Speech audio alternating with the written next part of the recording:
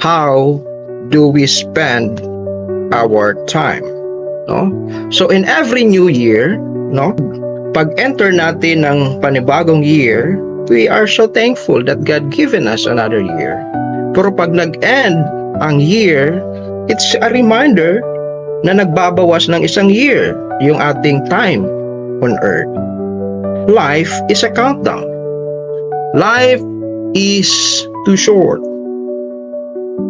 Why will you spend a lot of your time holding grudges, proving yourself to others? Occupy your mind with the past mistakes, trying to please others, interfering the lives of others. Nauubos ang oras natin pakikialam sa buhay ng iba. Life is too short to spend it thinking kung paano tayo makakaganti sa mga taong nanakit sa atin. Nauubos ang oras natin para mas patunayan na mas magaling tayo sa taong ito.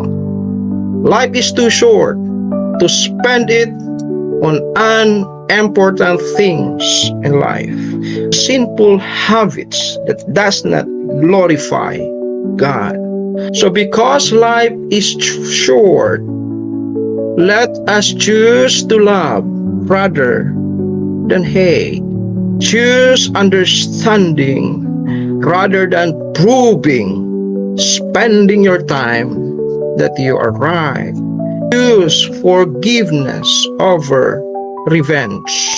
Choose peace of mind over resentment.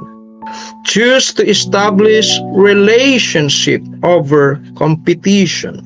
Choose to serve rather than criticize.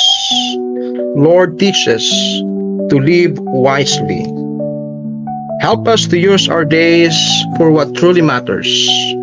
Help us to spend our time on the things that honor you. Help us to prioritize eternity rather than earthly temporary things.